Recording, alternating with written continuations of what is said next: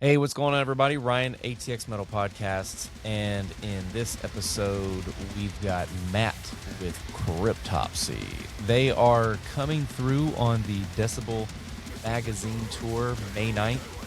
It's our humble sponsor. Come and take it live down on East Riverside. We had a whole host of technical difficulties, and when I say we, I mean I. Par for the course, technical difficulties, but thankfully my guest, the great Matt McGachy, he used to run Vox and Hops, and like he said on the interview on the episode that he clocked over 500 episodes. So technical difficulties and working your way through them is par for the course. And from me to you, Matt, thank you very much for waiting it out and toughen it out and waiting it through, seeing it through, toughen it out, seeing it through. Anyway, get your ass to come and take it live for Cryptopsy with Necrot and the other lovely bands that are going to be coming through on the Decibel Magazine Tour. I got to talk to Matt about kind of the past, because it's the 30-year anniversary of one of the most heavily regarded death metal albums, and now they also have their other album that they're one of their latest albums that they're touring on, Insatiable Violence. None So Vile, Insatiable Violence, and you kind of can hear the before and after.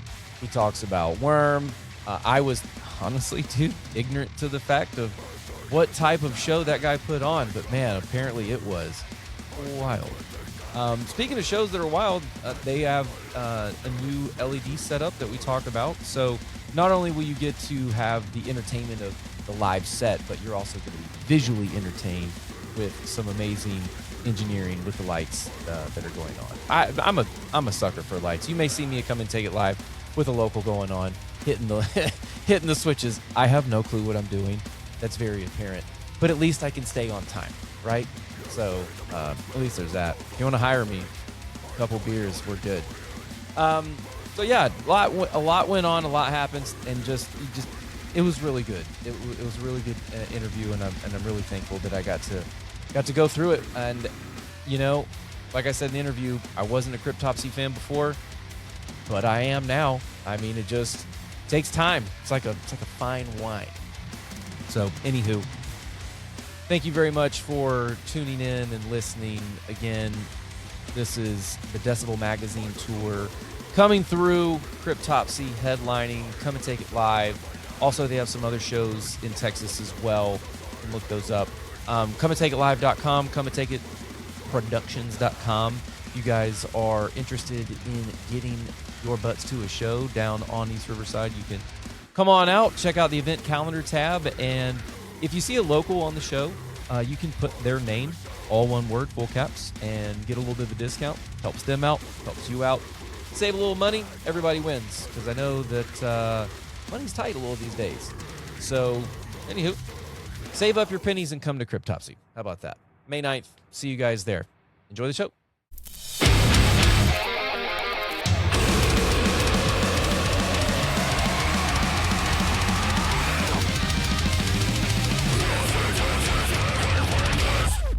What is going on, everybody? We're back again with a very special interview here at the ATX Metal Podcast. My name is Ryan. I'm your host. And here today we have the vocalist of Cryptopsy that are coming through on the headlining tour. I'm sorry, their first headlining tour of the Decibel Magazine North American Tour, which is the longest running tour, so I'm told, by the internet and various That's what I've read too. I don't know if it's true. They could be lying. The internet is full of false hoods, but it sounds good, so let's keep moving in that direction. Exactly. So Cryptopsy's at the top of the bill. They've got a really stacked lineup. They're coming through Austin, Texas, going to hit Come and Take It live on May 9th. That is a Saturday, so get your party pants ready. Introduce yourself, sir, where you're from, what you do in the band. We obviously know, but and then what's one of your favorite hobbies? Sure. I'm Matt McGachy, the vocalist of Cryptopsy, and I am from Montreal, Canada. Love Montreal. I've been living in the city of Montreal for 25 years now, 20 years now, and I just love it. I love it to death. The culture, the arts, the craft beer, Oh yeah. the crazy people. It's just a wonderful, wonderful place. A hobby of mine. I started reading more, which is something that I used to do a lot. And then I petered out of reading because I started a podcast called Vox and Hops that took up all of my free time. But that has been on a hiatus now for almost a year. So I've come back to reading, and it's something that I greatly appreciate. I think that I should join you in picking up the reading as a hobby and not as just you need to do this thing because it makes you a better person. No, it's and I was like in the era of where I get caught in doom scrolling. Yes. And I just feel, I wrote a whole album about it, obviously, how the internet is just tearing us apart and destroying our psyche and ruining our brains. Yes. It feels so good to just take that time that you would just sit there trapped in this spiral of doom scrolling to just read a nice book. Just read a nice book, guys. And my brain feels better. That's your brain will feel better. tagline. You won't feel like shit. You'll feel good. Yeah, it is just kind of touching on what you said. You wrote a whole album about this, and I see that the more and more that I talk to just any of the bands and just people in my own life, that social media is now this kind of, there's this ooh. I mean, there's always been this ooh, but I guess we're more aware of the dangers of it's like social smoking media. in the 70s and 80s. Yeah, like we knew it was bad for us, your but health. we all kept smoking. Yeah. Yeah. So now, secondhand smoke and so on and so forth, and cancer and everything. We're the same bad. age. So we said it Yes. before we pushed record. So I remember going to the restaurant and there was a smoking section. Yes. Yeah. That's literally, literally sitting two tables away. There'd be people smoking, but we would be eating our pizza. Oh man, those were, oh God, the 80s and the 90s before going to bars and having smoking in bars and coming home and your hair would stink, and it was just different times. Yeah. I mean, and you have way more hair than most people to take care of. So I could only imagine the kind of routine that you would have to go through back when you were grinding. No. It was just, no, I was a kid. So I was, you're like, I was partaking in some of the bad air pollution, hypothetically, maybe sometimes, but not consistently, but sometimes, until I decided to not do that anymore.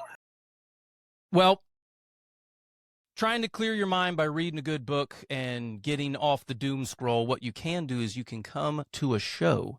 I heard that through the grapevine that there's going to be this killer tour called the Decibel Magazine Tour. Yes. We're so stoked. We're stoked to come back to Austin. I've played Austin a bunch of times. I've always had such a great experience at Come and Take It Live. The venue staff are always just incredible. Oh, yes. And we have a massive tour coming up. That's right. It's kicking off in a few days. I'm leaving Montreal to go down into the United States to headline the Decibel Magazine Tour. We have a killer lineup of Necrot, Spirit Adrift, and Blood Monolith with us. First time that I say that there's a new lineup, people, because sadly Fulci, who was supposed to be on the tour, their visas did not come through in time, so they had to drop off the tour. But Albert from Decibel pulled a rabbit out of a hat by bringing Spirit Adrift out of retirement, because they literally announced that they were retiring 2 weeks ago. They dropped a secret album, their final album, on April 8th. I think I got that right, or April 10th, whatever, 2 weeks ago. And they dropped their album without no promo, nothing. And they said, this is it. This is our last album. Whoa. Done. But Albert convinced Nate, the main dude in the band, to come out of retirement, a week's notice to come on a full US tour with us. So we're very excited to have them join the tour. And I'm very grateful that within a week's time, they organized all this stuff and stepped up and jumped onto the tour to replace Fulci. I'm disappointed that Fulci can't be there, because I literally chose them to be on the tour. Sometimes management and booking agents are like, who do you want to tour with? And I put a short list together, and Fulci was on that list. So I'm disappointed they won't be there, and I understand the fans will be disappointed. But Spirit Adrift is more of a doom metal band. They're going to bring a different ambiance to the tour. It's going to Okay. give like a little moment of reprieve from the brutal death metal that the Decibel Magazine Tour 2026 is bringing. So I'm excited about that. Disappointed, excited. It's like this yo-yo of emotions about what happened this past week with Yeah. them dropping off. But it's a huge tour, and we're really excited to come and celebrate 30 years of Cryptopsy's most legendary record, None So Vile, that came I out in know. 1996. It's just an iconic record with so many amazing songs on it. And I can say that because I wasn't on it. I can look at it as a fan and appreciate it as a fan. And I get to have so much fun when I get to play these songs and Yeah. share the joy with all the Cryptopsy fans out there. I'll be the first. Like we said before we hit record, I was not as up to date with the Cryptopsy discography. I've definitely seen you guys play. I want to definitely once, maybe twice here in Austin over the years. I mean, you guys have been jamming. I mean, hell, you've been kicking it since you were what, 19, 18? I think it was my 24th birthday that I got Okay. the gig, which was a very Okay. nice birthday present. I was having a party at my parents' house. We were in the backyard drinking beers and being probably irresponsible, swimming in the pool and having a good time. And I get a Mid-20s. phone call from Flo Mounier, who was like, "Matt, you got the gig." He didn't even know it was my birthday. It was this iconic Oh, moment that it's just bonus. yeah. But I wasn't the biggest Cryptopsy fan when I joined also. It was just I knew that they were an iconic, legendary band from Montreal because in Montreal, there is basically one primary jam rehearsal space called Okay. Cité 2000, which is this huge, it's owned by U-Haul now. But anyways, it's this huge, so there's like It's storage so containers, and then the other side of it, there's these jam rooms. Jam And it's rooms and storage. Gotcha. exactly, well, That actually kind of they works. do go hand, Yeah. a lot of, well, there's that iconic place in Florida as well where Cannibal Corpse jams, and it's storage containers too. Yeah. But in Montreal, it's called Cité 2000, and it was actually opened by Voivod. A little bit of knowledge there. And I would see the dudes from Cryptopsy walk around, and, you know, we all have to check in the lobby together.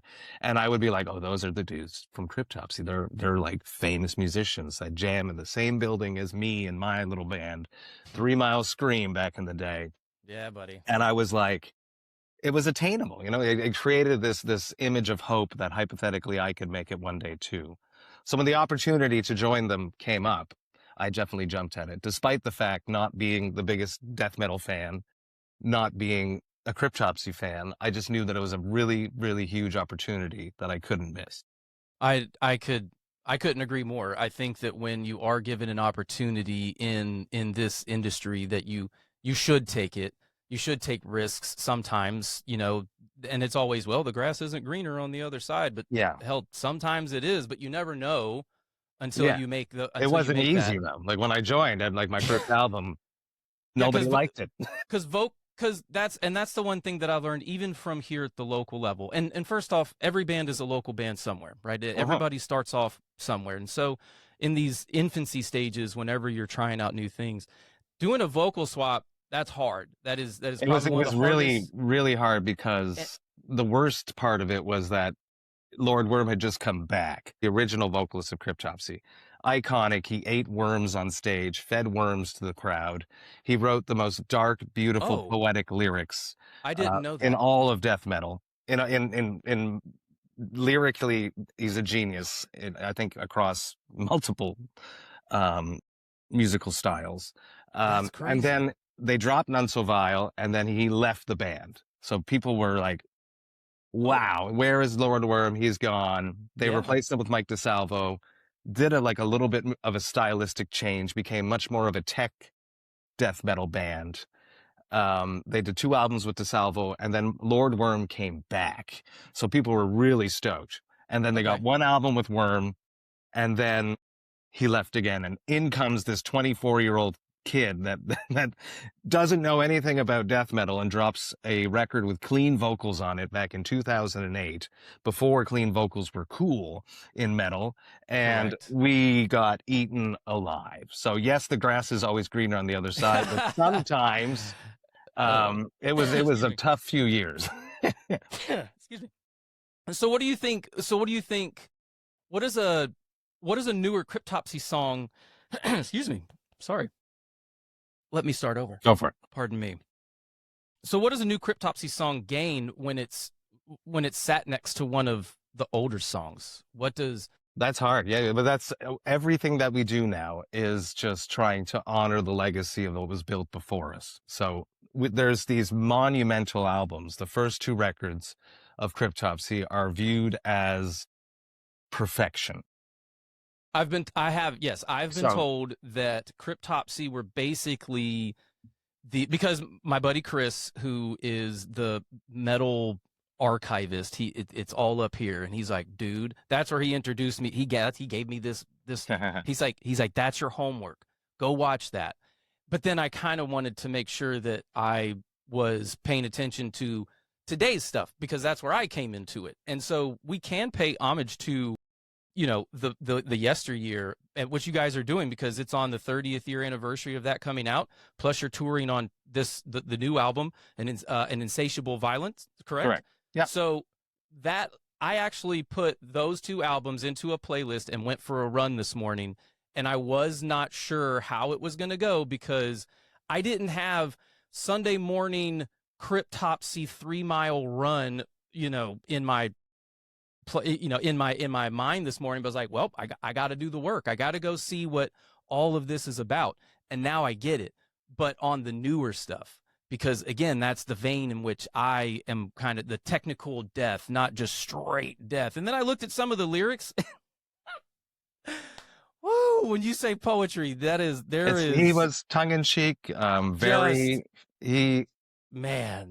It's humoristic more than it's strange and humoristic, and you have to look at it like that. It's very, very almost like British humor, dark, Okay, tongue in cheek. I got Lord you. Worm's lyrics.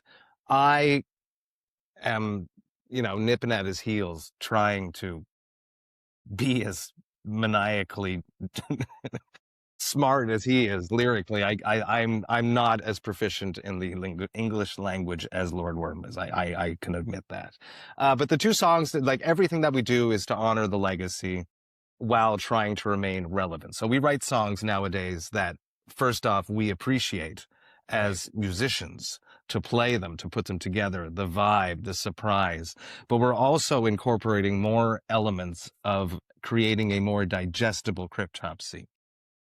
Because when we finally got over the fact that everyone hated The Unspoken King, which was my first record, and we got back to creating music ourselves, the four of us, just Chris, Flo, Ollie, and myself, was for the Book of Suffering, the two EPs that we dropped. Because after The Unspoken King, John, the original guitarist, came back and basically wrote that whole record and put us back on track, the self-titled Cryptopsy record.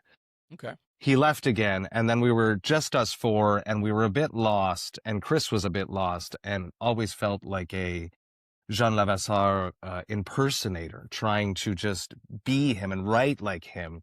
But it's impossible to do that. You have to find your own voice.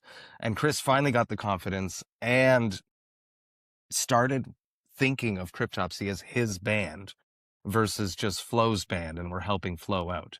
So that's really what happened throughout the 2010s. We finally became the four-piece that we are, the longest-running Cryptopsy lineup, and we started creating songs together and stuff that we like and stuff that challenges us as musicians while creating something much more digestible. Because the Book of Suffering was like, we're going to write the most extreme stuff we've ever written. And that's what it is. It's really, really intense. It's messed up music that is very all over the place.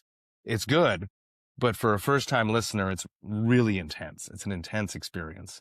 So we wanted to create something, which is what we've done on the last two records, is create hooks and moments where a new time fan that is listening to these songs for the first time will have something to bite into and to remember the song by, so that when they listen to it again, they're like, oh yeah, that part, I like that part. So songs like Malicious Needs, as an example, has this really mechanical, rhythmic chug section that is very interesting and very catchy and really hooks people in. And yes. Hello? Not a problem. No worry. The internet. the internet is full and it's crowded. So this is, I don't know, the third time we're trying this to get the message through. I think the internet is trying to They're trying to stop us. us. Yeah. People got to come to the show. You're going to come to the Austin show. We have 3 other dates around Austin. If you can't be in Austin, we're also doing Dallas. We're also doing Houston. Come and party with us at the Decibel Magazine Tour. So, Cryptopsy's coming May 9th. Come and take it live, Austin, Texas. And they've got something new up their sleeves, so I'm told, with a new visual display. That's true. My gosh. Oh, you're very good at this. Yes, this is our first tour where we have visual production on stage. We've hired a lighting designer to be with us on this tour, so we have a whole bunch of extra lights coming in. That's exciting as well. But it's our first tour that we're using LED screens, which we're really excited about. We have been thinking about the dimensions of Come and Take It Live to see how that's going to work. But we're going to figure it out, and we're going to find a way to use them, because I jammed this past weekend with the guys, and we had just like a studio monitor just on with the visuals playing, and it's very, very exciting. It's very they're crafted perfectly to match the themes of each song, and they're rhythmically matched. It's a very intense experience. And Ryan is no longer with us again. I am here. I am talking to Ryan. He's going to yell at his children because they're on the internet. Okay. It's not her. She's still sleeping. So whatever's happening, I wish. I don't know. It's earlier for you. It's true. Yeah. So we're back again. And so one of my questions is, I really love lights. Sometimes I come and take it when it's just the locals. I'll get up there and kind of mess around with like 4 or 5 buttons and just kind of, because when you're a fan, you want to, it's a show, right? You've listened to the music. Now let's have a show. That's what we're doing. It's more, we want to really create an experience. Gotcha. So it's very intense. The visuals are very brutal, to be honest, and they were created by this awesome artist from Italy. Just they're rhythmically matched perfectly to the music. So when the songs stop and start, the videos match that, the lights match that. It's going to, we're not Meshuggah, but one day it'd be nice to be Meshuggah. But we're Oh, man. We're back again. We got this. Welcome back, team. This is trip number 5. I promise we're not doing this on purpose. Fortunately, Matt, like he said earlier, how many episodes did you do on your 500 episodes of Vox and Hops. Yes. 500. I think I'm almost to 300 in 11 years. We took a hiatus during, obviously, COVID, and I had a co-host, and we were kind of funny in the beginning, not so serious, just kind of get going, and then after COVID, like I got serious. I got more involved into the process and the production and making sure that these things were polished, and then you get stuff like this where it's just nothing works, and those are usually the best ones. It's okay, not a problem. But I appreciate your patience, and for everybody listening, and this is going to be heavily edited to try and get this together. But it's okay. We have the technology, but we don't have the time. So let's get this thing moving. So we got, just to recap, in case you're coming in mid conversation, I don't know how you do that unless you just skipped it. But we got Matt here with Cryptopsy. We got Decibel Magazine Tour, North American Tour 2026, headliner, first time on it, correct? It's our first time doing the Decibel Magazine Tour, yes. Okay. We had been offered a few times, and it just never lined up. Gotcha. Okay. So not only the first time on it, you're also headlining. So what I would like to know is 2 questions. What is one of the songs that you feel is like almost dangerous to play on stage? Not in terms of violence, but I mean, just whatever you think dangerous means. And then the second there's amazing moments. Oh, go for the question. Yeah, and then the other question is, what song do you think is going to hit the hardest for the lifers? I think it's the same answer, honestly. It's this. We have this song called Graves of the Fathers from None So Vile. It's a classic song. It's one of those songs, as soon as it kicks off, the crowd just lights. You see their faces just open up, and then the pits are just insane. We have this. There's a breakdown in it, and there was breakdowns in death metal back in 1996. And that did not make us deathcore back then. And having breakdowns in our songs now does not make us deathcore in 2026. Well, I can tell you that the music that I heard this morning on the run, there's definitely moments there where you just don't know what's going to happen next, and then you hit this groove, and then the Yep. BPM and then Yep. the kick just comes, and you're like, oh shit, okay, all right, That's and then it's the chaos. beauty of Flo Mounier's songwriting abilities, is to link together these parts that in theory, in essence, shouldn't go together, but Chris and Flo and John previously just found a way to make it work musically. They're fantastic musicians, and I'm just lucky to be there and be up on stage with them. I could only imagine what it's like, right? I sit here and I interview people like yourself, and everyone from just starting out in the garage band, and everyone says the same thing. They're super excited to be on stage and just, kind of just sharing what they've been doing, for fun with everybody, and being able to enjoy those moments in a space, in a time and space. Like you said, the album is about it has the overarching social media aspect to it, so getting in the pit and getting to the show, is that I don't know. I know when you go on tour there's always this kind of theme, but with the album being about social media, is there more of an ask, like, seriously guys, get the fuck off the doom scroll and put down the To book my and show, yeah. come to my show? I would love to be able to come out. I am lucky and I am privileged to be able to go out there and play as many shows as I do, because it's a huge part of my identity. This reward that we get of standing on stage and getting that energy from a crowd there's nothing out there in the world quite like that experience. And we're very, very lucky, and I'm fortunate to have the opportunity to do this. And we're basically wrapping up a world tour, having played all over Asia and New Zealand and Australia, and then all of Europe and the UK, celebrating 30 years of None So Vile. Now we're wrapping it up in the States. And every crowd is like just filling up this reservoir of this energy, and it's just amazing. And it's something that when I've been home for about 2 months now, and I'm really, really looking forward to getting up there on stage. The first show is in about 4 or 5 days, and I'm eagerly anticipating that experience of filling my Yeah. reservoir up a little bit. So please come out to the shows, people.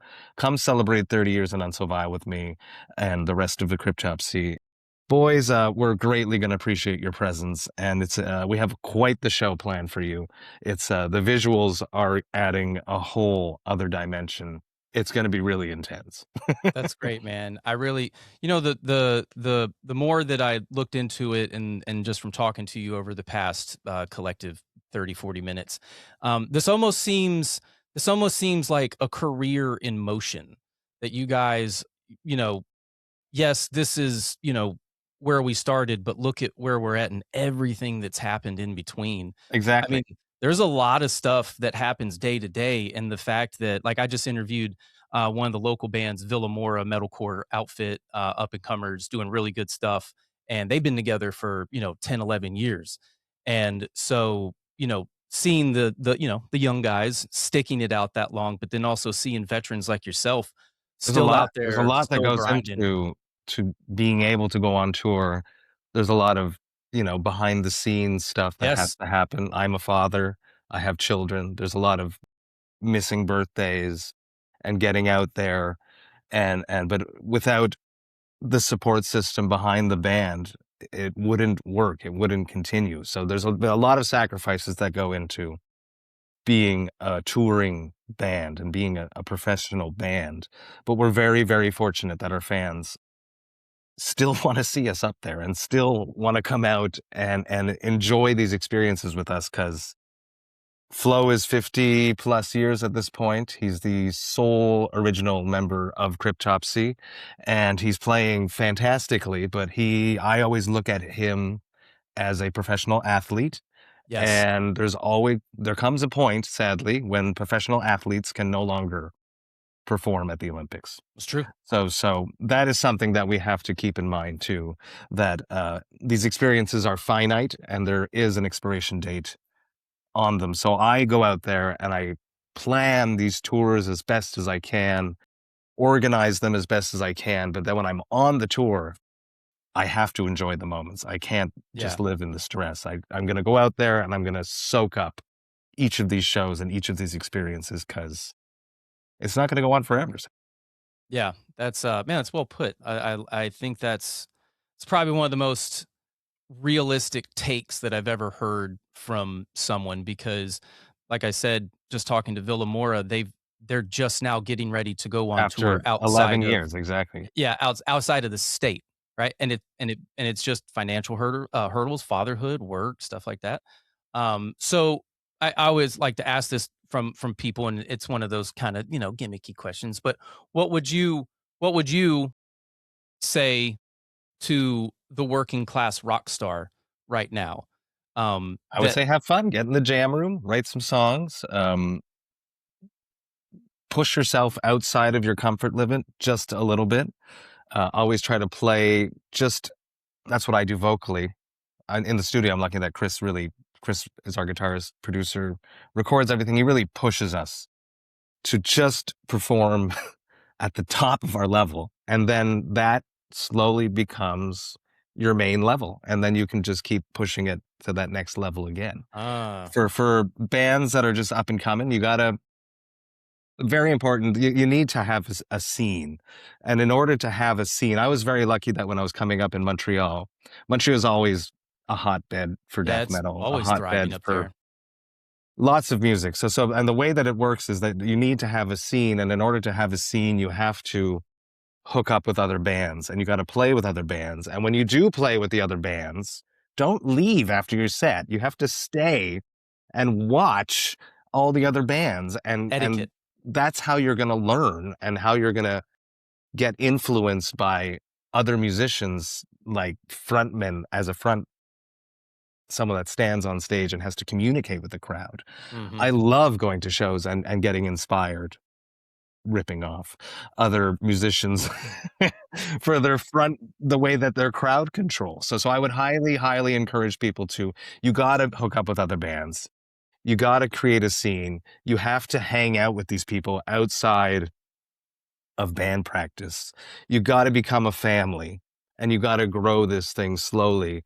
And once you do have a scene and there's people that actually come to your shows, then you can start inviting bands from other cities into your city, into your scene. And then they can hopefully return the favor and bring them. Exactly. And then you can go and play shows with them out there because band practice is super cool and you can learn a lot in band practice, or as my mom would call it, jam practice, which always made me laugh so much. But you got jam practice today, and sorry, but you can learn so much more playing a show. I think a show is worth 7 jams because the adrenaline, you're not looking at your bandmates playing in a circle, which is typically how a band practice happens.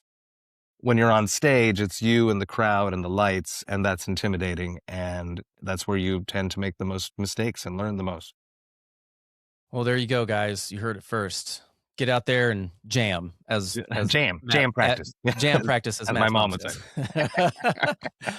Well, aside from the technical difficulties today, Matt, I feel like I've learned a lot, and I definitely have become more of a Cryptopsy listener, more of an engager. But for me, what's going to solidify it is the live show and the fact that you guys have the new, LED display and everything coming down.